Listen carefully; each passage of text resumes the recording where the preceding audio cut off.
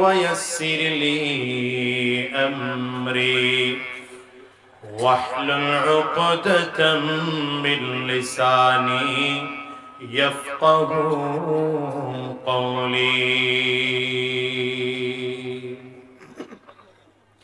الحمد لله জামিয়া কারিমিয়া মাদ্রাসা লোহাজুরি ও যুব সমাজের উদ্যোগে আয়োজিত আজকের এই আন্তর্জাতিক কিরাত সম্মেলন ও ওয়াজ মাহফিল, আজকের এই ওয়াজ মাহফিলের মুহতারাম সম্মানিত সভাপতি, সাউন্ডটা এই মনিটরের সাউন্ডটা বাড়ায় হালকা করে রিভার্ব দেন, ইকো না দিলে না, ইকো দিলে ছাড়া শুধু রিভার্ব দেন। আজকের এই মাহফিলের মুহতারাম সম্মানিত সভাপতি, সম্মানিত প্রধান অতিথি, বিশেষ অতিথি বৃন্দ, মঞ্চে উপস্থিত হযরত উলামায়ে কেরাম, সম্মুখপানে সমবেত দিন প্রিয়, ইসলাম প্রিয়, দীনদার ইমানদার মুমিন মুসলমান মর্দে মুজাহিদ ভাইরা, মুরব্বী বাবাজিরা, যুবক বন্ধুরা, কচি কাঁচা মাসুম বাচ্চারা, পর্দার অন্তরালে অবস্থানরত সম্মানিতা শ্রদ্ধা মা ও বোনেরা, আল্লাহ পাকের শুকর যে আল্লাহ তাআলা আপনাকে আমাকে অত্যন্ত দয়া করে, মায়া করে, মহব্বত করে ভালোবেসে আজকের এই কোরআনী মজলিসে, জান্নাতি বাগানে, ঈমানদারদের মজলিসে, আল্লাহ ওয়ালাদের মজলিসে, বিশেষ করে আল্লাহ পাকের যাকিরিন ও শাকিরিন বান্দাদের মজলিসে যে রব্বে করিম, মওলাই করিম আপনাকে আমাকে আশার বসার তৌফিক দান করেছেন, সে মহান রব্বুল ইজ্জত ওয়াল জালালের দরবারে শুকর আদায় করি। আমরা সকলেই জবান খুলে আওয়াজ দিয়ে চিৎকার করে জোরে সরে বলি আলহামদুলিল্লাহ। মোবাইল নিয়ে খুব ব্যস্ত, সবাই খুব ব্যস্ত। এই জাতিটারে মোবাইলে খাইলো, নিচের দিকে তাকায় অধিকাংশ যুবক এই মাহফিলে এসে মোবাইল নিয়ে মোনাজাত করছে। এই যতজন মোবাইল আছে সবগুলো নামায় বলা, আপনার রেকর্ড লাগবে না, জীবনে বহুত রেকর্ড করছেন, তাতে যা সব হওয়ার হয়ে গেছে। এখন এই যে মিডিয়া আছে ওরা রেকর্ড করুক, ওদের মতো ওরা চলতে থাকুক। আপনি সরাসরি পাইছেন আলেমকে, সরাসরি কথা শোনেন, ঠিক এর পাওয়ার জোরে হলো না তো আছে, মনোযোগ থাকবে তো ইনশাআল্লাহ। নিচের দিকে নজর দিবেনই না। এখন চেহারা আমার দিকে, ওই এক আল্লাহর ওলি এখনো নিচের দিকে দিয়ে গেছে। এই যে এই যে এই যে মুরব্বীর সামনে, হ্যাঁ কেউ নিচের দিকে কেন ঘুমায়? আরে এদিকে মিয়া, এদিকে আমার দিকে তাকাই। এটা কি করতেছে?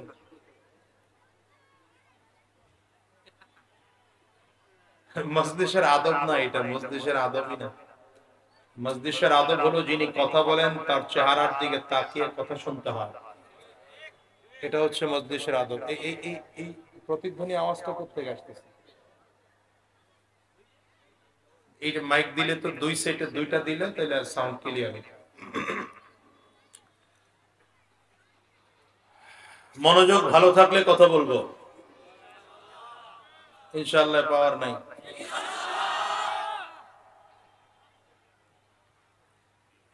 আসরের পরে দোয়া কবুলের সময়, এই সময়টাকে অবহেলায় কাটানোর দরকার নেই। এই সময়টাকে গুরুত্ব দিয়ে খুব অল্প সময় বসেন, সময়ও কম, কথা বলবো কম। আয়াতে কারিমা তিলাওয়াত করেছে আল্লাহ রাব্বুল আলামিন। কুরআনুল কারীমের মধ্যে বলেন, হুয়াল্লাযী বাআসা ফিল উম্মিয়িনা রাসূলা। আল্লাহ তাআলা মূর্খদের মধ্য থেকে, রাসূলাম মিনহুম, মূর্খদের মধ্য থেকে একজনকে নবী বানাইয়া মূর্খদের মাঝেই পাঠিয়েছেন। এই নবীকে আল্লাহ তাআলা কিছু দায়িত্ব দিয়ে পাঠিয়েছেন। এর মধ্যে এক নম্বর দায়িত্ব, ইয়াতলু আলাইহিম আয়াতি। এই নবীর এক নম্বর দায়িত্ব হলো উম্মতকে কোরআনের তিলাওয়াত শিখাবে, উম্মতকে তিলাওয়াত শোনাবে। দেখেন, মানুষের ব্রেইনটা কোরআনের পথে চলার জন্য যথেষ্ট না। ব্রেইনটা কোরআনের পথে চলার জন্য যথেষ্ট না। কথা বুঝতেছেন না মনে হয়। মানুষের ব্রেইন দ্বীনের পথে চলার জন্য যথেষ্ট না, জান্নাতের রাস্তায় চলার জন্য যথেষ্ট না। কারণ হলো ব্রেইন এমন একটা বিষয়, আকল এমন একটা বিষয় যেটা বাড়ে, যেটা কমে। এই জন্য আকল দিয়া সব সময় সঠিক সিদ্ধান্ত নেওয়া যায় না। দেখবেন বাচ্চাদের আকল একরকম, বড়দের আকল আরেক রকম, মুরব্বীদের আকল আরেক রকম। বাচ্চা থেকে আস্তে আস্তে করে যখন জওয়ান হচ্ছে আকল বাড়তেছে, তারপর জওয়ান থেকে যখন আস্তে আস্তে বৃদ্ধ হচ্ছে আকল কমতেছে। তার মানে আকল বাড়ে আর কমে। যে জিনিস বাড়ে কমে সেটা দিয়ে সব সময় সঠিক সিদ্ধান্ত নেওয়া যায় না। কি কথা বল না কেন? এই জন্যই তো বাংলাদেশ স্বাধীন হওয়ার পর থেকে বাংলাদেশের সংবিধান একবার দুইবার না, বার বার বার বার সংশোধন করা লাগছে। ওই যে আকল দিয়ে তৈরি হয়েছে। কি দিয়ে তৈরি হয়েছে? অথচ কোরআনুল কারীম 1450 বছর আগে নাজিল হয়েছে। বলেন কোরআনুল কারীমের 1450 বছরের মধ্যে একবারের জন্য সংস্কার করার প্রয়োজন হয়েছে? একটা আয়াতের, একটা শব্দের, একটা অক্ষরের, একটা জের জবর পেশ নুকতার পরিবর্তন লাগে নাই। কথা কোন ঠিক না? মনিটরে দিলেন না তো, আমি রিভার্ব দিতে গেলাম। আরে এই জন্য এই যে মনে করেন আমরা স্টেজে বসা, আমি দাবি করলাম স্টেজটা 20 ফিট, আপনি ওখান থেকে বললেন না স্টেজটা 25 ফিট। এখন কার কথা সত্য বলেন? কেমনে বুঝবো? এই যে মুরব্বী বুঝছে, পুরান চাউল ভাতে বলে। আমার দাবি 20 ফিট, আপনার দাবি 25 ফিট। আমাদের দুইজনের দুই রকম দাবি, কারটা সত্য বুঝবো? বুঝতে হলে মাপতে হবে, স্কেল নিতে হবে। এখন স্কেল নিলাম কিসের? রাবারের। কিসের স্কেল নিলাম? সঠিক পরিমাপ করা যাবে? রাবারের স্কেল নিলে আমারটাও সঠিক, আপনারটাও সঠিক। তাহলে স্কেল নিলে এমন এক স্কেল নিতে হবে যেটা বাড়েও না, যেটা কমেও না। ঠিক না? যেটা বাড়েও না, কমেও না। এই স্কেল দিয়ে যখন মাপ দিবেন তখন আমার কথা সত্য না আপনার কথা সত্য প্রমাণ হয়ে যাবে। সুতরাং মানুষের জন্য এমন এক সংবিধান দরকার, গোটা জাতির জন্য মুক্তির জন্য এমন এক সংবিধান দরকার, যেই সংবিধান শুরুতেও যেমন থাকবে পরেও তেমন থাকবে। যে সংবিধান দিয়ে, এমন আকলওয়ালা মানুষ দিয়ে যদি সংবিধান তৈরি করা হয়, তাহলে 2-4-5 বছর পরে এই সংবিধান আবার পরিবর্তন করার দরকার হবে, আবার কিছুদিন পরে আবার পরিবর্তন করার দরকার হবে, আবার কিছুদিন পরে আবার পরিবর্তন করার দরকার হবে। বার বার বার বার করে পরিবর্তন করলেও শেষ পর্যন্ত দেখা যাবে এই সংবিধান জনগণের পক্ষে নয়, জনগণের বিরুদ্ধে চলে গেছে। দেখেন না? এই জন্যই তো এতবার সংবিধান সংশোধন করার পরেও বৈষম্য বিরোধী ছাত্রদের নামতে হয়েছে আন্দোলন করার জন্য। কারণ কি? আর একমাত্র কারণ, এদেশে যারা সংবিধান তৈরি করেছে এরা নিজস্ব জ্ঞান দিয়ে তৈরি করেছে। জ্ঞান কখনো বাড়ে, জ্ঞান কখনো কমে। সর্বোপরি যারা সংবিধান তৈরি করেছে এদের পেটও আছে, পকেটও আছে, পিঠও আছে। কথা বল না? সংবিধান তৈরি করার সময় নিজের পেট বাঁচায়া সংবিধান তৈরি করেছে, সংবিধান করার সময় পিঠ বাঁচায়া সংবিধান তৈরি করেছে, সংবিধান তৈরি করার সময় পকেট বাঁচায়া সংবিধান তৈরি করেছে।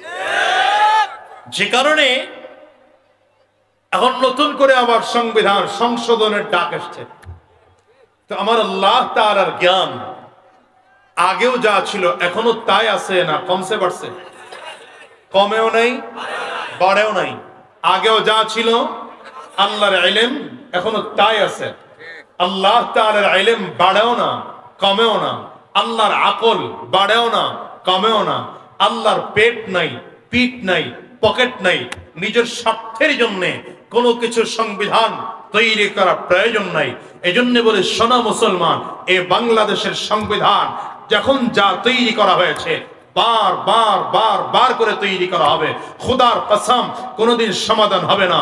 সংবিধানকে ছুড়ে ডাস্টবিনে ফেলে দাও, ওখানে কোরআন বসাও, খোদার কসম এদেশে শান্তি আসতে বাধ্য।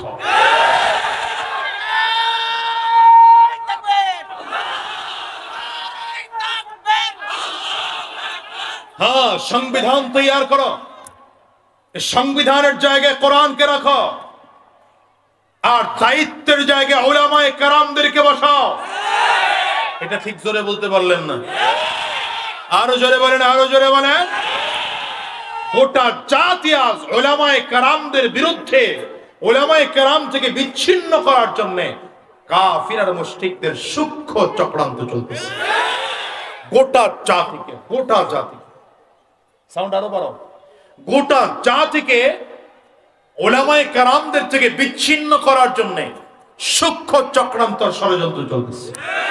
আপনি তাকিয়ে দেখেন চারিটা দিক। একদল এতদিন ছিল হুজুররা রাজাকার, হুজুররা উগ্রবাদ, হুজুররা আল কায়দা, হুজুররা অমুক, হুজুররা তমুক, যত মামলা, যত হামলা, মিথ্যা মামলা যা দেওয়া, কাকে দেওয়া হয়নি বলেন? সব ঘরানার আলেমদের দেওয়া হয়েছে। আল্লামা দিলওয়ার হোসেন সাইদি সাহেবের বিরুদ্ধে মামলা দেওয়া হলো। কি দেখানো হলো? ৭১-এর সময় তিনি যুদ্ধাপরাধী ছিলেন, হাজারো নারীদের নির্যাতন করেছেন। না থাক না, আস্তে আস্তে নাউজুবিল্লাহ। সে আমার দলীয় ব্যাপারে ভিন্ন দলের হতে পারে, ব্যক্তির ব্যাপারে কোনো প্রশ্ন নাই। জোরে বলো ঠিক না? আল্লামা মামুনুল হক সাহেবের বিরুদ্ধে মামলা দেওয়া হলো। কি মামলা দেওয়া হলো? তিনি ধর্ষণ করেছেন। আল্লামা খালিদ সাইফুল্লাহ আইয়ুবীর বিরুদ্ধে মামলা দেওয়া হলো, গুলিস্তানে ককটেল নিক্ষেপ করেছেন।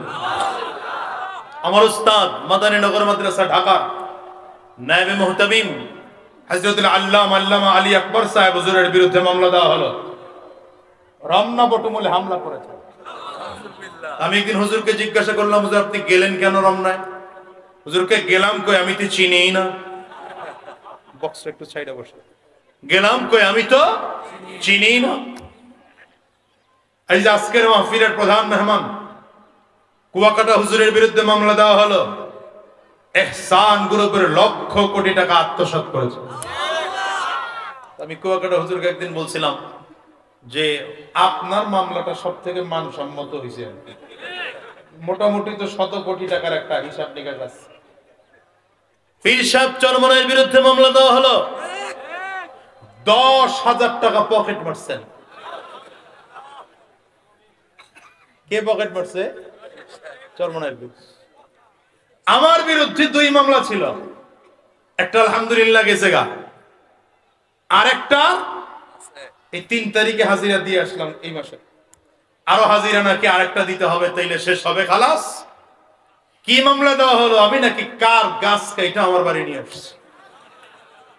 আচ্ছা বলেন, প্রতিদিন 3টা 4টে করে প্রোগ্রাম করলে আমার গাছ কাটার টাইম কই? এগুলো এদেশের অবস্থা।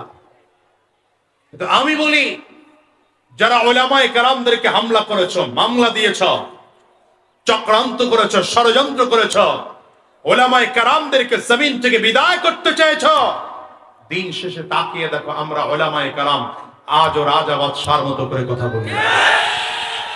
ময়দানে হাজারো লক্ষ জনতা আমাদের কথা দিলের কান লাগিয়ে শুনে। আমরা মাথা উঁচু করে কথা বলি, গলা উঁচু করে কথা বলি, বুক টান করে কথা বলি। তোমরা যারা মামলা করেছো, হামলা দিয়েছো, কলা পাতার বিছানায় ঘুমিয়েও বাঁচতে পারো না।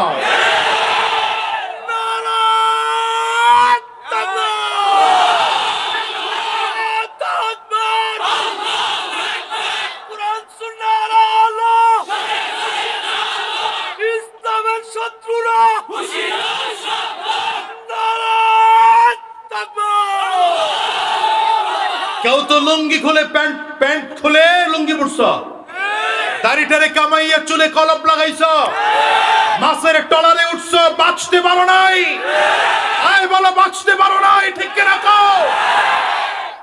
উলামায়ে কেরামদের বিরুদ্ধে চক্রান্ত আজকের থেকে না, বহু আগ থেকে চলতেছে। কথা বলো। বর্তমান যুগে যা হচ্ছে আমার কাছে মনে হয় সব ওই এক সুতোয় গাঁথা। গতকাল আমার স্নেহাস্পদ, আমার কলিজার টুকরা, বাংলাদেশের সঙ্গীত জগতের অন্যতম ব্যক্তিত্ব মুফতি সাঈদ আহমদকে অপহরণ করা হয়েছে। একই সূত্রে গাথা। কথা বলো না কেন? এরাও আলেম বিদ্বেষী, এরাও ইসলাম বিদ্বেষী, এরাও কোরআন বিদ্বেষী। কথা কও। আবার আজকের তাহাজ্জুদের সময় যারা টঙ্গের ইস্তেমায় উলামায়ে কেরামদের প্রতি হামলা করেছ, একই সূত্রে গাথা, ঠিক কিনা বলো? তবে হ্যাঁ, মুসলমানদের রক্ত কিন্তু এত সহজ নয়। মনে রাখবে, মুসলমানদের রক্ত এত সহজ নয়। উহুদে মুসলমানদের রক্ত ঝরানো হয়েছে, উহুদ মুসলমানদের কবজায় চলে আসছে। বদরে মুসলমানদের রক্ত ঝরানো হয়েছে, বদর মুসলমানদের কবজায় চলে আসছে। খন্দকে মুসলমানদের রক্ত ঝরানো হয়েছে, খন্দক মুসলমানদের কবজায় চলে আসছে। হুনাইনে মুসলমানদের রক্ত ঝরানো হয়েছে, হুনাইন মুসলমানদের কবজায় চলে আসছে। আরে মক্কায় মুসলমানদের রক্ত ঝরানো হয়েছে, মক্কা মুসলমানদের কবজায় চলে আসছে। টঙ্গী ইস্তেমার ময়দানেও যারা উলামায়ে কেরামদের রক্ত ছড়িয়েছ, আজ হোক কাল হোক, টোটাল ইস্তেমার ময়দান উলামায়ে কেরামদের কবজায় চলে আসবে, উলামায়ে কেরামদের কবজায় চলে আসবে। দুই হাত উঁচু করে চিল্লায় বলো, ঠিক কিনা?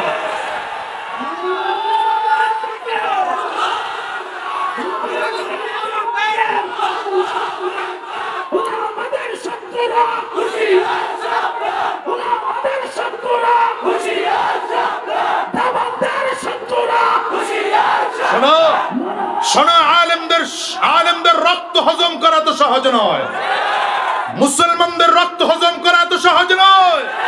আবু সাঈদের রক্ত হজম করতে পারো নাই, কথা বলো না? মুগ্ধের রক্ত তোমরা হজম করতে পারো নাই।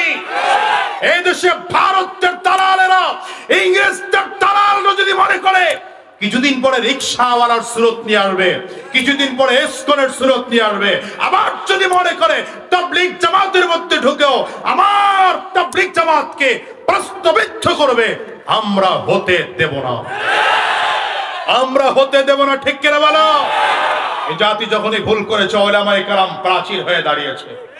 সুতরাং উলামায়ে কেরাম ছিল, আছে, উলামায়ে কেরাম ছিল, আছে, থাকবে, ঠিক কিনা জোরে বলো? উলামায়ে কেরাম আগেও পালায় নাই, এখনো পালাচ্ছে না, আলহামদুলিল্লাহ পালাবেও না, ঠিক জোরে বলতে পারেন নাই।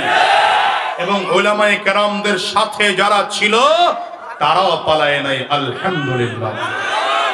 কিন্তু যারা বড় গলায় গলায় বলেছিল পালাবো না, কোথায় ওরা? এই কোথায় ওরা? ওদের বাবাও নাই, দাদাও নাই, 14 গোষ্ঠী পালিয়েছে, 14 গোষ্ঠী পালিয়েছে, ঠিক কিনা বলো? এই জন্য আলেমদের সাথে থাকবা না, জালিমদের সাথে।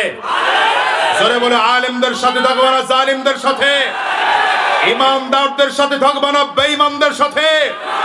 কোরআন ওয়ালাদের সাথে থাকবা না, কোরআন বিরোধীদের সাথে। মুসলমানদের সাথে না, ইসকনের সাথে। হকের সাথে না, বাতিলের সাথে। উলামায়ে কেরামদের সাথে থাকতে গিয়ে যদি আবারও রাজপথে নামতে হয়, রাজপথে নামবো। রক্ত ছড়াতে হয়, রক্ত ছড়াবো। জীবনটাও যদি দিতে হয়, তৈয়ার কারা কারা আছো? দাঁড়িয়ে দাঁড়িয়ে আল্লাহকে দেখো।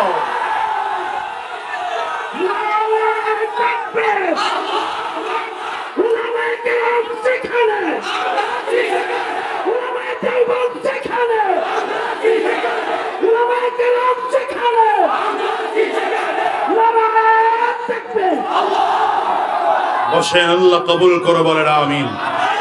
আরো জোরে বলেন আমিন। আল্লাহ তাআলার কোরআন জমিনে পাঠানোর মূল উদ্দেশ্য ব্রেইন মানুষের জন্য যথেষ্ট না, জান্নাতের পথে চলা। জান্নাতের পথে চলার জন্য ব্রেইন যথেষ্ট না। এজন্য আল্লাহ তাআলা কোরআন পাঠিয়েছেন। শুধু কোরআন পাঠিয়ে ক্ষান্ত হননি, আল্লাহ তাআলা উস্তাদ পাঠিয়েছেন। সর্বপ্রথম উস্তাদ, কোরআনের সর্বশ্রেষ্ঠ উস্তাদ, গোটা জাতির উস্তাদ, আমার আপনার নবী সরওয়ারে দু আলম আহমদ মুজতবা মুহাম্মদ মুস্তাফা। চিৎকার করে জোরে বলেন সাল্লাল্লাহু আলাইহি ওয়াসাল্লাম। আমার নবীকে আল্লাহ তাআলা জাতির উস্তাদ বানিয়ে পাঠিয়েছেন। নবীজি নিজেই বলেন, বুইস্তু মুআল্লিমা, গোটা জাতির উস্তাদ বানিয়ে আমাকে পাঠানো হয়েছে। গোটা জাতির উস্তাদ কে? দেখছেন, কথা কয় না। গোটা জাতির উস্তাদ কে? আমরা সব নবীর ছাত্র। এখন যারা বসেছি আমরাও নবীর ছাত্র, যারা কথা বলেছি তারাও নবীর ছাত্র, সামনে যারা কথা বলবো তারাও নবীর ছাত্র। এই মাহফিলে গত বছর যিনি কথা বলেছেন তিনিও নবীর ছাত্র, আগামী বছর যিনি কথা বলবেন তিনিও নবীর ছাত্র। আমরা সব নবীর ছাত্র। আমাদের উস্তাদ কে? নবী মুহাম্মদুর রাসূলুল্লাহ। জোরে চিল্লায়া বলেন নবী মুহাম্মদুর রাসূলুল্লাহ। আল্লাহ তাআলা কোরআনও পাঠাইলেন, উস্তাদও পাঠাইলেন। কোরআনকে শরীয়তের ভাষায় বলে কিতাবুল্লাহ। কোরআনকে শরীয়তের ভাষায় কি বলে? আয় কথা বলেন, কোরআনকে শরীয়তের ভাষায় কি বলে? আর আল্লাহর মনোনীত ব্যক্তিবর্গ নবী থেকে আরম্ভ করে এখন পর্যন্ত যারা আছে এদেরকে শরীয়তের ভাষায় বলে রিজালুল্লাহ। একজন মানুষ দ্বীনের সঠিক রাস্তা পাইতে হলে এই কিতাবুল্লাহ রিজালুল্লাহ দুটোর সমন্বয় লাগবে। দুটোর কি লাগবে? এই জোরে কথা বলেন না, কি লাগবে? কিতাবুল্লাহ লাগবে, রিজালুল্লাহ লাগবে।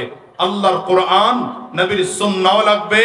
দ্বিতীয় নম্বর, আল্লাহর মনোনীত ব্যক্তিবর্গের পরামর্শও লাগবে। একদল আছে যারা কিতাবুল্লাহ ছেড়ে দিয়েছে, রিজালুল্লাহ নিয়ে দৌড়ায়। কি নিয়ে দৌড়ায়? এরা বলে বাবার দরবারে মুরিদ টুরিদ হইলে আর কিছু লাগে থাকে না। কি আসেনি এমন একদল?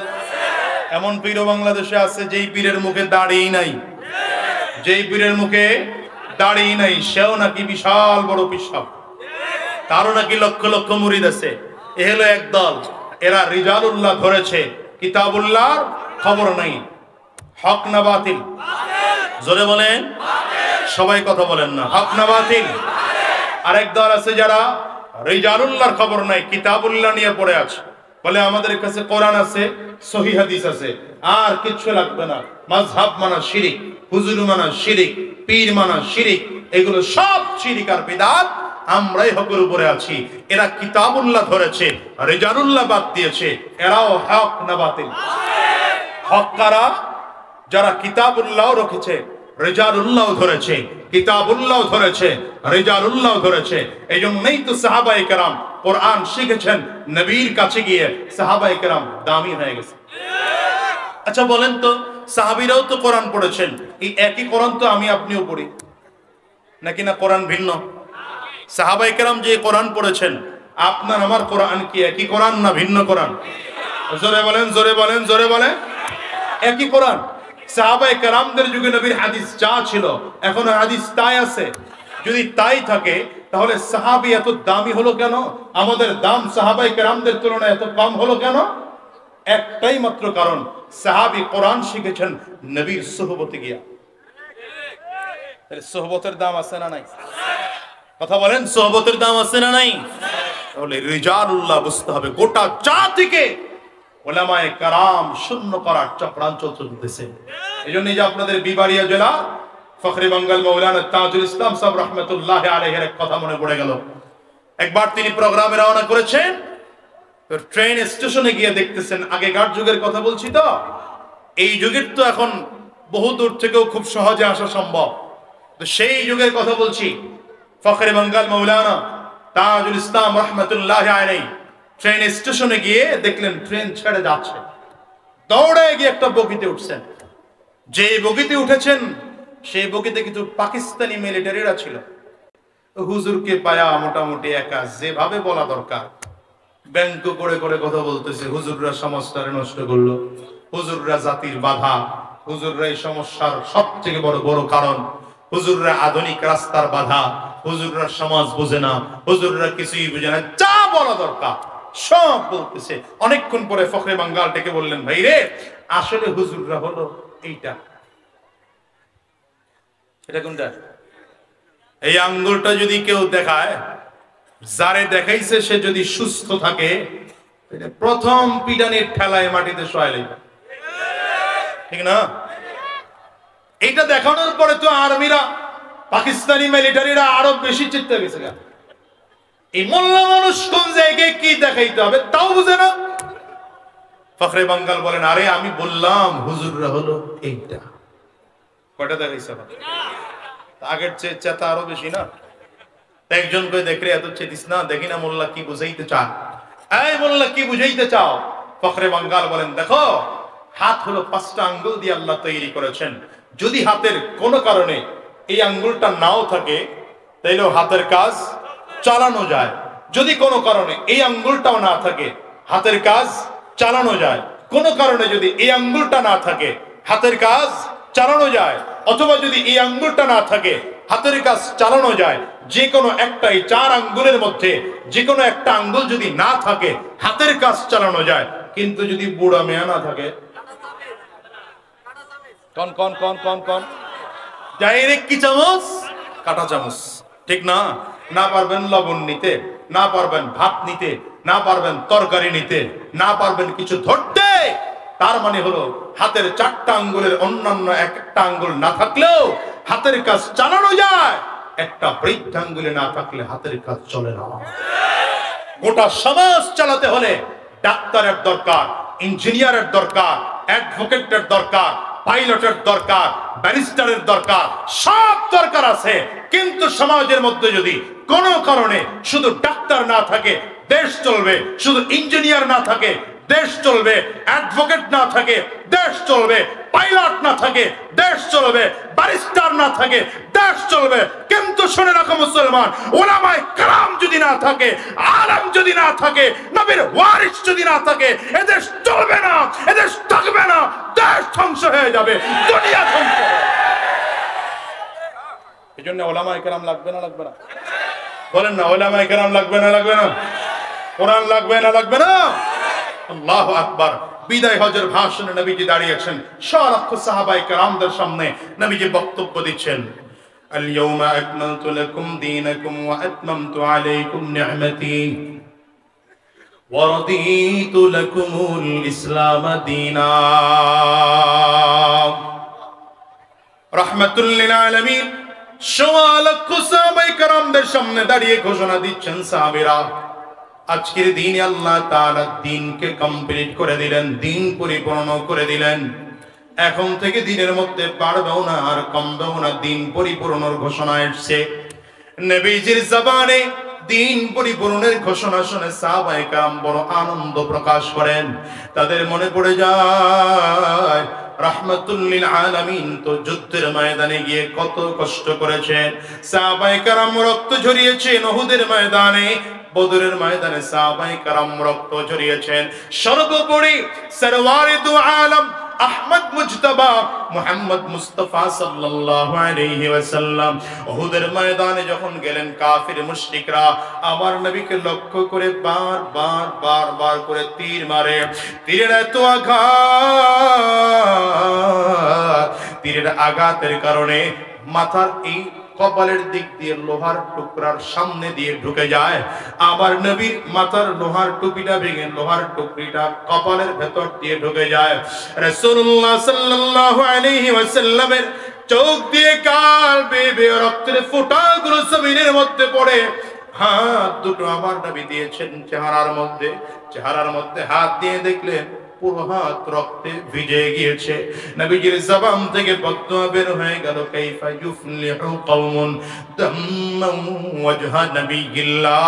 আর যেই জাতি নবীর চেহারা থেকে রক্ত ঝরায় সেই জাতি কেমন করে সফল কাম হবে। রাহমাতুল লিল আলামিনকে আমার আল্লাহ তাআলা লক্ষ্য করেন, হাবিব আপনার চেহারা থেকে রক্ত ঝরেছে, বুঝি আপনার মনটা খারাপ হয়ে গেল, আপনার দিলটা বুঝি খারাপ হয়ে গেল। নবী আমার ডেকে বলেন, আল্লাহ আপনার দ্বীনের জন্য রক্ত ঝরাতে আমার খারাপ লাগে না, বরঞ্চ আপনার দ্বীনের জন্য রক্ত ঝরাইতে আমার কাছে ভালোই লাগে। ওই যে তায়েফের জমিনে রক্ত ঝরাইছি